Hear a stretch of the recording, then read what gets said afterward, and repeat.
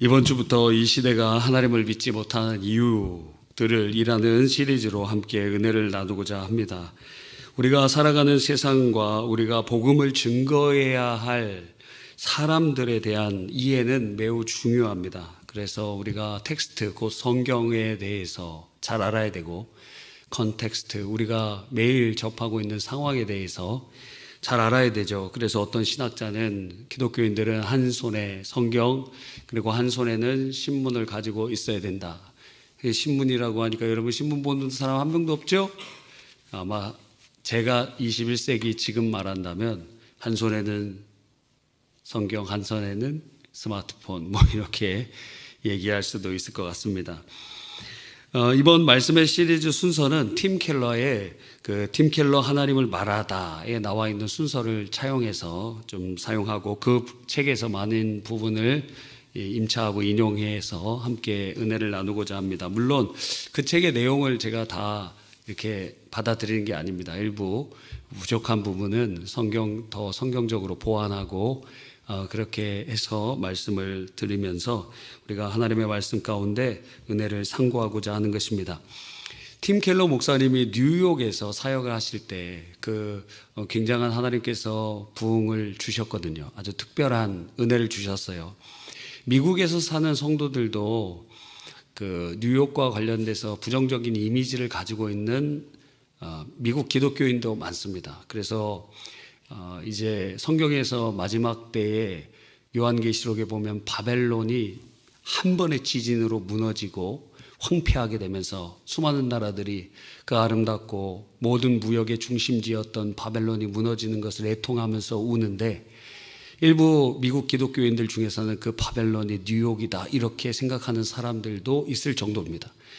그런데 하나님께서는 그 뉴욕에 한 전도자를 세우시고 하나님께서 복음을 증거하게 하시는데, 그분의 책 중에 다른 책에서 본 내용입니다. 가장 감명 깊게 다가왔던 구절은 이것입니다. 모든 사람들이 뉴욕에 대해서 부패하고 변절하고 혹은 음멸하고 칭하고 그렇게 하는데, 나는 하나님께서 이 뉴욕에서 부흥을 주신 이유는 내가 뉴욕을 사랑하기 때문이다. 요한복음 3장 16절에 하나님이 세상을 이처럼 혐오하사가 아니라 사랑하사, 혐오할 수밖에 없는 타락한 세상인데 주님께서는 사랑하사 하시며, 그렇게 다가온 것처럼 그 마음에, 팀 켈러 목사님의 마음에 뉴욕을 사랑하는 마음을 주신 것입니다. 그 책을 보면서 우리 교회 공식 기도 제목을 바꿨어요. 하나님께서 이 세상을 사랑하시고 우리나라를 사랑하시고 그리고 부천을 사랑하시는 줄 믿습니다. 그래서 제가 부천을 사랑하는 마음이 별로 없었던 것 같아요. 작년, 재작년까지도 그냥 부천, 그냥 제가 여기서 태어나고 자라고 했지만 큰 감동도 없고 크게 부천 하여튼 그런 생각이었는데, 그러면 안 되겠다. 부천을 사랑해야 된다. 그 사랑하는 마음으로 전도하는 겁니다. 여러분, 전도가 먼저입니까? 사랑이 먼저입니까? 하나님이 세상을 이처럼 사랑하사 독생자를 주셨다 그랬잖아요. 선교나 전도가 먼저가 아니고 사랑이 먼저입니다. 사랑이 없는 전도와 사랑이 없는 선교는 그것은 아무것도 아닌 것이에요. 그래서 사랑이 있는가, 그걸 살펴봐야 됩니다. 우리가 주문진에 100명의 선교사들이 파송되고, 또 교회에서는 지원 선교사님들이 기도해 주시고 안정화 사역과 물질로 연보해 주시고 함께 동역해 주셨는데, 사랑 없으면 그거는 이미 시작부터가 잘못되어 있는 것이라고 할 수 있고 종교적인 퍼포먼스에 불과하게 되는 것이죠. 자, 그래서 이 팀 켈러 목사님이 뉴욕에서 사역하시면서 많은 사람들에게 기독교에 대해서 물어봤어요. 기독교에 대해서 제일 받아들이기 어려운 게 무엇이냐 이렇게 물어봤더니, 상당히 많은 부분에 제일 많이 언급하는 것이, 아니 기독교에만 구원이 있다는 게 말이 됩니까? 라는 기독교의 구원의 배타성에 대한 반감입니다. 그래서 지금 우리나라에도 아마 질문하면 여러 가지 답변이 나오겠지만 이 답도 나올 것입니다. 우리가 살고 있는 시대는 어떤 시대일까요? 20년 전만 해도 이 포스트 모던 시대라고 얘기하면은 끄덕끄덕 이제 했었는데, 지금은 AI가 발전되면서 지금은 새로운 역사상 분기점으로 들어가고 있습니다. 전 진화론자가 아니고 창조에 관해서 믿는 사람이지만, 진화론자의 이야기를 차용해서 가지고 와 보면 인류 역사는 인간이 인간과 인간에 관한 그러한 어떤 투쟁과 승리와 발전과 이런 것이었다면, 이제는 인간과 인간의 싸움과 혹은 다툼과 경쟁이 아니라 인간과 AI와의 그러한 단계로 들어왔고, 2027년 정도가 되면은 이제는 완전히 역전돼 버리는 그러한 역사의 주체적인 체제와 능력과 지혜와 어떤 부분이 인간과 다른 피조물과의 그 차이가 있는 것처럼 인간과 AI의 차이가 리버스 돼 버리는 시대가 온다. 인류 역사에 한 번도 경험해 보지 않은 그러한 때가 올 것이다 하고 이제 예측을 하고 있는 것입니다. 여러분, 그래서 이 포스트 모던 시대라고 얘기하기가 지금 약간 구닥다리 같은 설명처럼 들립니다. 그럼에도 불구하고 그것을 임차해서 우리가 사용해 보면 이 포스트 모던이라는 그 운동이 사실상 이제 20세기 초반에 20세기 모던으로부터 시작돼서, 그리고 이후에 68혁명 이후에 굉장히 증폭되면서 많은 사람에게 많은 영향을 끼치게 되는 것을 봅니다. 모던 시대의 가치는 모든 것에 절대적인 값, 절대치가 있고 절대 진리가 있고 모든 것을 총체화시키고 그리고 그렇게 통일시키려고 하는 경향성을 가지고 있는데, 이 포스트 모던에서는 그것을 해체시키고 다원화시키고 그리고 상대성을 강조하고 절대 진리나 그런 가치에 대해서 인정하지 않습니다. 그리고 모든 우리를 억압하는 권위와 체제와 이런 것들로부터 인간을 해방하고, 그리고 거기서부터 우리는 우리를 억압하는 것들로부터 우리는 자유케 해야 된다라고 그렇게 생각하는 흐름들이 많이 있는 것입니다. 물론 이것을 하나로 규정 지을 수는 없어요. 동시다발적이고 수많은 다른 흐름들이 있기 때문에 그렇습니다. 서구 사회는 기독교의 영향이 절대적이었기 때문에 이 포스트 모던의 가장 큰 걸림돌은 그 절대 진리를 주장하고 그 서구 사회의 사상과 그리고 체계 그 자체의 그 기반이 되는 기독교인 것이죠. 그래서 이 포스트 모던적인 가치를 우리가 성공하고 뿌리내리고 하려면 가장 큰 적은 기독교고, 기독교 체제와 사상과 문화와 교회가 가장 큰 걸림돌이기 때문에 이걸 때려 부셔야, 그래야 이 가치를 이제 많은 사람들에게 전파하고 그렇게 할 수 있게 되는 것입니다. 그래서 반기독교적이고 탈기독교적인 모습을 띌 수밖에 없는 것입니다. 예전에 우리나라에 제가 이전에도 말씀드린 것처럼 공자가 죽어야 나라가 산다. 그거 2023년에 개정판이 나왔더라고요. 그거는 요약하면 이런 내용입니다. 유교의 도덕적 가르침과 권위주의적 통치 방식이 사회 발전을 저해하므로 공자의 가르침을 극복해야 나라가 발전할 수 있다. 우리가 지금 의식적으로 무의식적으로 유교적인 체제와 이런 것들이 막 우리 안에 들어와 있잖아요. 그래서 굉장히 나이 한 살만 차이 나도 너 형이라고 불러, 야라고 부르면 안 돼요. 한 살 차이 나면 상당히 기분 나쁘잖아요. 혹시 여러분 미미미누 아십니까? 미미미누? 그 사람이랑 어떤 되게 시니컬한 남자가 이렇게 상담해주는, 고등학생들 상담해주는 거 이렇게 얘기합니다. 근데 어떤 친구가 내신을 망쳤어요. 그래갖고 저는 이제 자퇴하고 수능 보겠습니다. 그러니까 그 사람이, 그 상담해주는 사람이 제일 좋은 길을 알려주겠다는 거예요. 너 지금 만약에 수능으로 보면은 성공할 확률이 매우 적기 때문에, 어렵기 때문에 제일 좋은 방법은 학교 자퇴했으면 재입학을 하라는 거예요. 재입학. 그게 진짜 합당한 제안인데 여러분이 지금 1살이나 2살 밑에 애들이랑 같이 공부해야 됩니다. 받아들이기 쉽습니까? 저 때도 유학 갔다 온 친구들이 1살 형들 있었어요. 그래서 우리 반에 왔는데 형이라고 안 부릅니다. 다 야라고 부릅니다. 그냥 1살 막 차이 나고. 그리고 그래도 그런 수모를 겪어야 됩니다. 물론 남자들은 군대 가서 좀 깨지겠죠. 예, 여러분. 그래서 일찍 가라는 이유가 여러분보다 막 2살, 3살, 4살 이렇게 많은 사람들이 상당히 여러분들 연단시켜 줍니다. 저는 공익근무 요원으로 상당히 군대는 1달밖에 안 갔다 왔지만 거기 안에도 저 우체국에서 제 위에 있는 선임이 저보다 1살 아래였어요. 와, 때릴 뻔했습니다. 상당히 뭐 하여튼 인격적으로 문제가 상당히 있어요. 그래서 저랑 같이 들어온 친구는 동기가 2명이었는데 그 친구는 용인대 유도 출신이고 그리고 그러다가 이제 가정이 막 어려워지면서 모 대학의 골프학과로 가서 거기서 이제 마침 졸업하기도 하고 그랬습니다. 근데 나와서 뭐 했냐면 그 친구가 해결사를 했어요. 해결사 뭔지 아세요? 해결사 그런 것을 이제 했어요.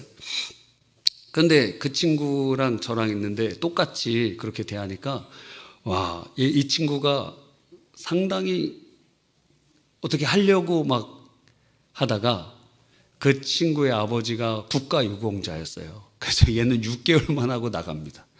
나가면서 그 선임 있던 애를 상당히 겁을 주고 그렇게 나가는 것을 기억하게 됩니다. 네, 저기 우리 준이층의 교육자님 잘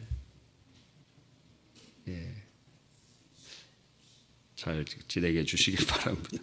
자리가 좁은 것 같습니다. 잘 해주시길 바랍니다. 하여튼 그 기억이 납니다. 이 얘기 말씀드릴 거는 많이 있지만 그렇게 하시기를 바랍니다. 네. 네. 네, 괜찮으세요 지금? 네, 자, 너무 더우시니까 그런 것 같습니다. 자, 그래서 이러한 체제 안에서 굉장히 이 유교 체제에서 우리가 자퇴하고 고등학교를 다시 들어가는 것이 사실상 상당히 어려운 문제가 되어버리고 우리가 용납하지 못하는 이유가 무엇이냐? 그게 합당한데 이게 유교적인 베이스가 우리 안에 너무 깊게 있기 때문에 굉장히 어려운 것입니다. 그리고 이걸 깨부셔야, 이런 것들을 깨부셔야 우리가 무엇인가 더 전진해 나갈 수 있는 힘과 유연성과 이런 것들을 얻을 수 있는데 못한다는 거예요. 근데 유럽에서는 바로 그 자리에, 공자의 자리에 예수님이 있고 체제의 자리에 교회가 있는 것입니다. 그러니까 이게 박살나야, 교회가 박살나고 기독교적인 체제가 무너져야, 그러니까 인간을 억압하고 자유를 억압하고 괴롭혔던 모든 것으로부터 해방의 시작이 기독교를 무너뜨려야 된다는 거예요. 그래서 이런 일들이 많이 일어나게 되는 것을 봅니다.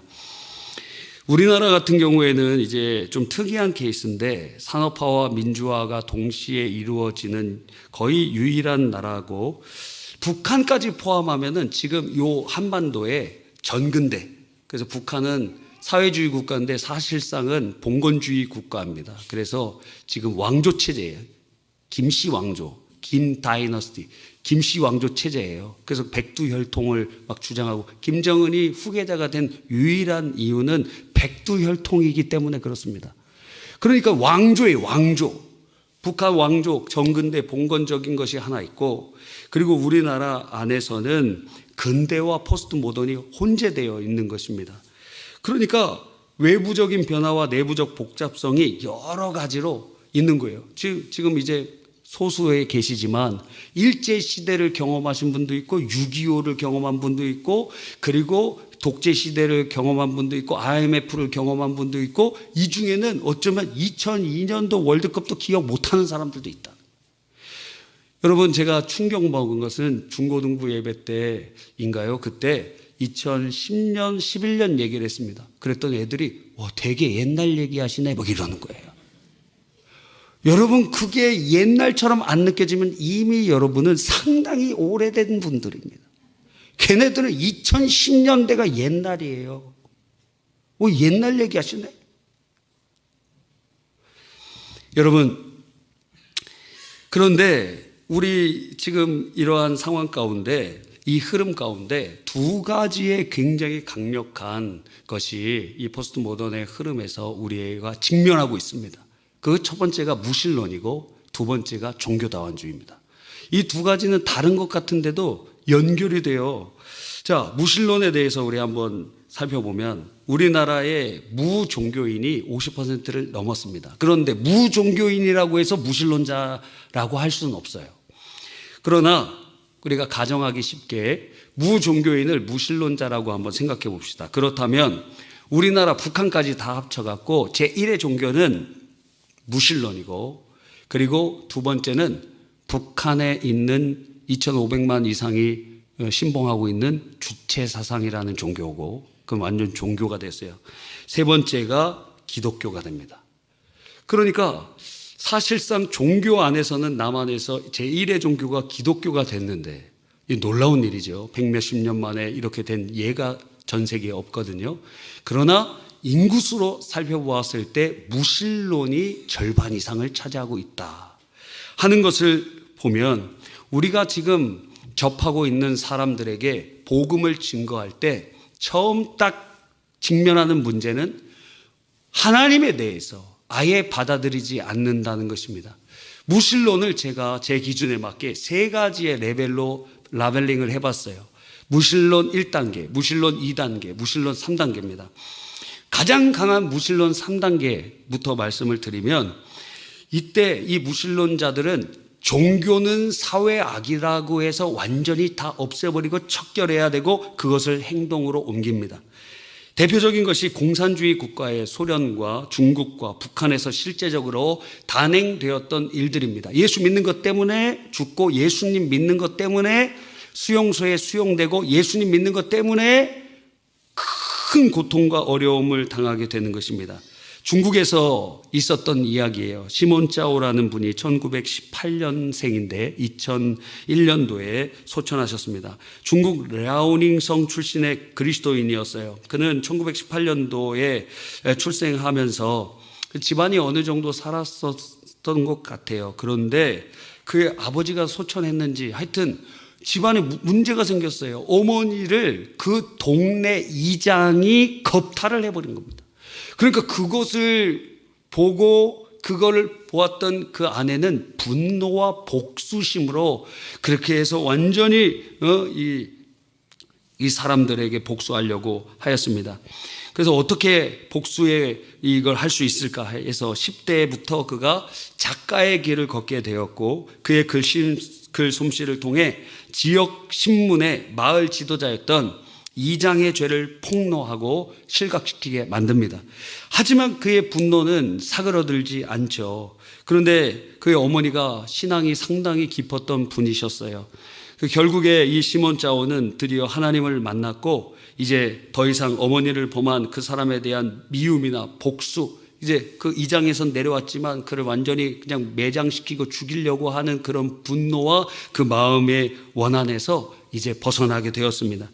이미 그의 인생 목표가 바뀌어지게 되었고, 내 인생을 하나님 앞에 드리면서 하나님의 영광을 드러내는 삶으로 결단했습니다. 그런데 이게 웬걸? 주님 앞에 삶을 헌신하고 주님을 위하여 살기로 결정했는데 그에게 다가온 것은 31년의 옥생활이 된 것입니다. 31년 동안 감옥에 예수 믿는 것 때문에 갇히게 되는 것입니다. 그 수감 중에 아내 결혼을 했었는데, 결혼한 그 아내가 그분도 예수 믿어갖고 여성 감옥에 있었는데 임신한 채로 감옥에 있었던 것이에요. 그 유산을 하고 그 부인도 숨지게 되었습니다. 그런데 그 유산하고 부인이 죽은 소식을 죽은 다음에 14년 후에 알게 돼요. 얼마나 분노하겠습니까? 그런데 감옥에서 기도했다는 이유로 매번 구타당하고 신앙을 지킨다는 이유로 형벌을 받습니다. 그래서 간수들한테도 받을 뿐만 아니라 거기에는 이슬람 신앙을 가지고 있는 그러한 투옥된 사람들도 있는데 그 사람들 같이 감옥에 있는 사람들에게도 막 구타를 당하고 어려움을 당하는 것입니다. 그런데 그 혹독한 31년간의 감옥 생활 가운데서 주님께서 그와 함께 하셨어요. 그래서 어떨 때는 한겨울에 그 사람들이 조롱하려고 속옷까지 싹 벗긴 다음에 네 하나님이 살아계시다면 이 추운 겨울에 이 눈이 소복한 날에 널 보호해 주시지 않겠느냐, 조롱거리로 막 삼으는 거예요. 그런데 놀랍게도 어느 날은 하나님께서 그 몸에서 막 뜨거운 열이 막 나게 하셔서 수증기가 막 나오면서 눈이 녹기 시작한 것을 보고 사람들이 깜짝 놀랐어요. 근데 그런 일이 많았던 건 아니죠. 아주 특별한 하나님의 역사를 보여주시기도 했습니다. 그리고 어느 날은 구타를 너무 많이 맞아갖고 이 두개골이 한몰이 됐어요. 그게 죽는 거예요. 뇌수가 막 빠지고 그러면서 두개골이 함몰되어 있는 상태인데 그 상태에서 주님의 음성을 듣고 일어났는데 함몰된 것이 정상으로 돌아왔어요. 그래서 하나님 살아계심을 그 감옥에 있는 사람들도 막 체험하게 됩니다. 수감된 31년 동안 수많은 유혹과 구타와 죽음의 위협 속에서 신앙을 지켰어요. 결국 1981년 31년이 차는 해 석방되게 되었습니다. 그러나 아무도 기다려주는 사람도 없고 가족도 없고 어디 갈 데도 없어요. 그래서 감옥에서 출소한 다음에 그 사람이 한 것이 감옥 앞에다가 오두막을 짓고 그리고 거기를 지나가는 사람들에게 복음을 증거하고 출소하는 사람에게 복음 증거하고 그리고 하나님의 나라가 이 땅에 가득하고 예루살렘까지 우리가 선교적 사명으로 쓰임받을 수 있도록 땅끝까지. 그래서 Back to the 예루살렘이라는 명칭이 그러한 사람들에게 소망으로 하나님이 주시는 것이었어요. 그래서 그곳에서 그냥 오두막을 쳐놓고 교도소 앞에서 조용히 예배드리고 그리고 몇 달 동안 살아가고 그런데 그 소문이 하나님께서 그를 기억하시면서 그를 이 중국의 지하 교회들에게 소문이 막 나면서 그분을 초청하고 간증을 듣게 되는데 간증을 듣는 자마다 마음이 뜨거워지고 주님의 은혜 가운데 그들이 회심하고 주님께로 돌아오고 주를 향한 헌신에 수많은 사람들이 동료되는 그러한 영적 부흥이 일어나게 되었던 것입니다.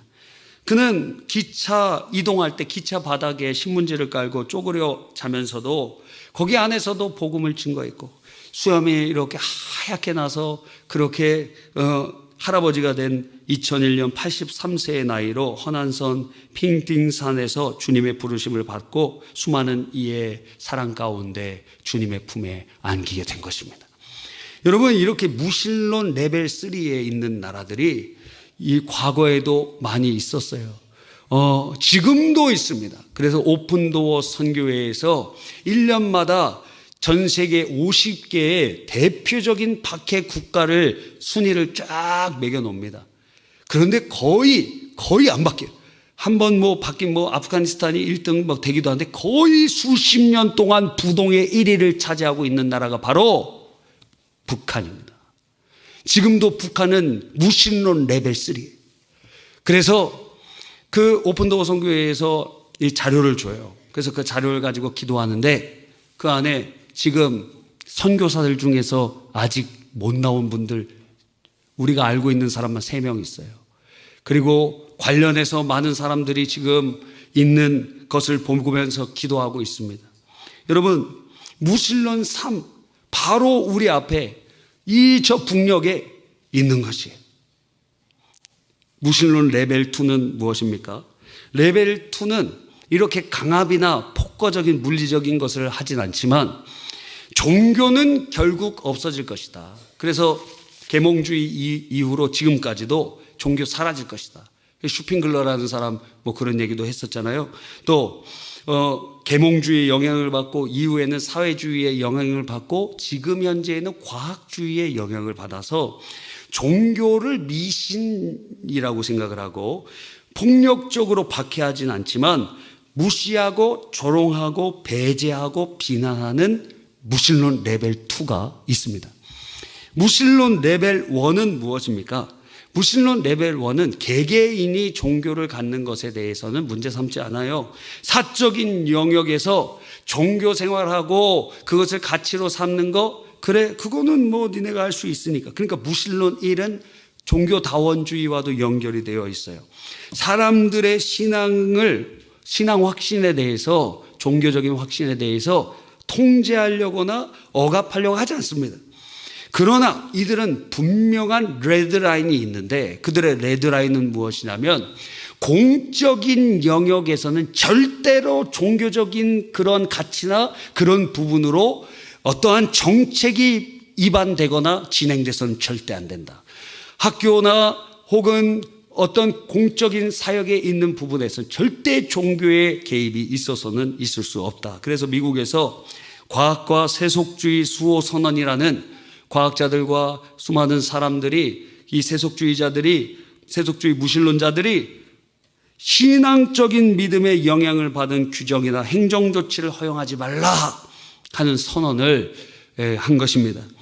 여러분, 그러니까 이 무신론 레벨 1은 개인적인 영역에서 종교를 인정하지만 공적인 영역에서는 그건 안 돼. 그래서 무신론적인 원칙을 분명하게 하고 있는 것이죠. 그러나 종교라는 것은 무엇입니까?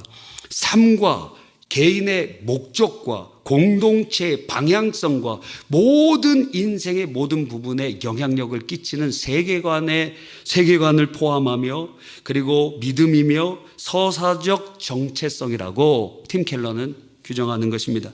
그러므로 세상과 인간과 모든 것을 바라보는 것에 영향을 끼치는 것이 바로 종교라는 거예요. 인간은 결국 모두 자신의 믿음의 체계 가운데, 그래서 무신론자들도 무신론이라는 체계 가운데, 그러한 무신론 믿음의 체계 가운데 있는 것이에요. 그래서 중립적일 수도 없고 객관적일 수도 없습니다. 그러니까 인간이 그런 것을, 그런 영향을 받는다는 것을 알아야 되고, 그렇다면 필연적으로 영향을 끼치게 되는데 그것이 금지되는 것입니다. 여러분이 하나님 나라를 이 땅에 세워나가는 것은 어떻게 세워나갑니까 도대체? 어떻게 교회에서만 예배 드리는 것으로 하나님 나라를 세워갑니까? 그게 아니잖아요. 우리 내면에 하나님의 나라가 임하고, 그리고 여러분이 파송된 가정과 그리고 직장과 아르바이트 처소와 학교와 그리고 삶의 영역 가운데 여러분이 하나님의 나라의 가치대로 살아가고 그분의 영광을 위하여 살아가고 그 체제와 그 문화와 그런 것들을 여러분이 폭력이나 공산주의처럼 폭력이나 체제의 전복을 통해서 이루어지는 것이 아니라 여러분이 사랑과 미랄이 되면서 그 체제를 아래서부터 하나님의 나라로 바꿔가는 역사를 이루어 나가는 것 아닙니까? 그런데 그것을 불가하다는 거예요. 그것은 안 된다는 거예요. 그런 건 안 된다는 거예요. 여러분, 그러니까 우리가 우리의 삶의 체계 가운데 우리가 믿는 신앙과 우리가 주님을 사랑하고 하나님 나라를 세워가는 삶의 모든 전 영역에 우리가 만나는 사람들과 너의 개인 신앙은 교회 안에만 머물러 있으라 이거예요. 그러니까 밖에서 너가 접하는 사람들이나 그리고 문화들이 이런 거에는 무신론적인 체제로 너의 종교적인 어떠한 성향이나 이런 것들은 개입되면 안 된다는 것입니다. 맞는 것 같은데 틀린 얘기를 하는 것입니다. 그거는 실제적으로도 불가능한 일이고, 그리고 상당히 하나님 나라의 가치를 모르고 있는 것입니다. 여러분, 그래서 성도들은 주일날만 예배를 드리는 종교인이 아니라 삶의 모든 시간, 삶의 모든 처소에서 삶의 예배자로 살아가고 그곳에서 미랄로 하나님을 영화롭게 하도록 요청받고 있는 것입니다. 그래서 하나님을 사랑하고 이웃을 사랑하며 하나님 나라 가치로 그 세상을 변혁시켜 가는데, 그러려면 여러분의 가치와 체계와 문화와 기독교적인 신앙의 흐름과 이런 것들이 자연스럽게 영향이 들어가게 되는 것입니다. 그런데 그거는 불가하다는 거예요. 그러니까 무엇이 일어나요? 충돌이 일어나는 것입니다. 여러분, 이러한 무신론의 흐름 가운데 우리는 살아가고 있는 것입니다. 두 번째는 종교다원주의라는 큰 흐름이에요. 이 종교다원주의, 인도에 이번에 우리가 아마도 콜카타와 델리, 많으면 펀자까지 갈 수 있을 텐데 못 가면 이 두 군데만 갈 예정이 있습니다. 근데 이제 델리에 가면 델리에 이제 국회의사당도 있고 대통령궁도 볼 수도 있습니다. 그리고 거기 이렇게 무슨 문 같은 것도 있어요. 거기에 이렇게 문도 있고. 그런데 거기에서 가장 기억나는 것은 무엇이었냐면 간디 박물관이었어요. 그 간디 박물관의 처음 끝부터 시작부터 끝까지 다 무엇으로 점철되어 있냐면 종교다원주의로 점철되어 있습니다. 모든 그림에 절 표현도 있고 시크고 표현도 있고 십자가도 있고 힌두교 표시도 있고 그리고 이슬람의 그 초승달도 그려져 있고 전부 그런 것들로 쫙 도배되어 있어요. 처음부터 끝까지 다 종교다원주의예요. 왜 그러느냐? 인도와 파키스탄이 분리되면서 파키스탄은 이슬람으로 그리고 인도는 힌두교로 요 분리가 될 때 100만 명 이상이 죽었어요. 서로 종교 때문에 싸우고 죽고 죽이는 일들이 일어나게 됐다는 거예요. 그러니까 간디가 보기에 종교가 중요하지만 우리가 서로 싸우지 말고 종교다원주의로 우리가 서로 이렇게 포용하면서 살아가야 되지 않겠느냐 하는 생각을 가지고 있었기 때문에 그러한 간디 박물관의 처음부터 끝까지 그러한 모습을 보게 되는 것입니다. 그런데 놀랍게도 간디는 이슬람교도에게 죽은 것이 아니라 힌두교도에게 죽었습니다. 여러분, 이 종교다원주의에 이러한 많은 주장들이 있습니다. 그 주장들은 다음 주에 말씀드리도록 하겠습니다. 성찬식이 있기 때문에 그렇습니다. 정리하자면 여러분은 지금 하나님의 말씀인 텍스트와 그리고 여러분이 직면하고 있는 컨텍스트, 상황, 그리고 사람들, 지금 이 두 가지를 잘 알고 있어야 됩니다. 우리가 선교하려고 주문진에 갔는데 거기는 여기랑 상황이 달라요. 갈 때마다 거기에 모이던 할아버지 할머니들이 한 분씩 두 분씩 소천해 가십니다. 달라져요. 점점 돌아가신 분들이 많아지고 그런 모습들을 많이 발견하고 문화가 달라요. 그래서 다 불교세가 얼마나 강한지 모릅니다. 여러분, 우리가 살아가는 이 세상 가운데 그들은 무신론적으로 기독교에 무슨 구원이 있어, 무신론자들은 아예 구원 자체와 목적을 부인합니다. 버트란드 러셀이 얘기했잖아요. 인생의 목적 같은 거 없다. 당신 나에게 목적에 대해서 질문하는데 질문 자체가 잘못됐다. 인생은 목적이 없는 존재다. 왜? 진화론적인 산물은 우연의 결과이기 뿐이니까. 그러니까 이 무신론적인 거대한 흐름이 우리 세계에도 있고 우리 나라에도 있고 여러분이 만나고 있는 모든 대부분의 사람 둘 중에 한 명이 바로 그러한 무신론적인 경향성에 있다라는 거예요. 여러분도 그랬을 수 있습니다. 그런데 여러분이 어떻게 그리스도인이 되었죠? 어떻게 그리스도인이 되었죠? 그래서 그들에게 여러분의 삶 자체가 메시지가 되는 것입니다. 나를 변하게 하신 하나님이 증거이고 내가 증인이다. 나도 너랑 똑같았어. 그런데 하나님께서 내게 찾아오셔서 부인할 수 없는 주님의 그 사랑을 알려주셨어. 여러분, 주님을 만나면 부인할 수가 없습니다. 하나님이 나를 사랑하시는 것 그냥 알아줘요. 그냥 저절로 알아줘요. 무슨 예수님이 우리를 위해서 십자가에 죽으시고 부활하셔. 그 예수님 믿는다고 무슨 천국 가고 지옥 가고 이랬던 사람들인데 예수 그리스도 없으면 살 수 없는 사람으로 바뀌게 되었어요. 예수님 나를 위하여 십자가에 죽으시고 부활하신 게 믿어지게 되었어요. 여러분 자신이 바로 삶 속의 메시지요, 메신저요, 증거요, 증인이 되는 것입니다. 여러분은 어떻게 변화되었죠? 여러분은 어떻게 무신론자에서 예수 믿는 자가 되었죠? 주님의 사랑 아니고는 어떻게 설명할 수 있겠습니까? 다음 주에 우리가 이 종교다원주의에 대해서 조금 더 살펴보면서 하나님의 큰 은혜, 그 은혜 속으로 더욱 깊이 들어가기를 간절히 바라는 것입니다. 기도하겠습니다.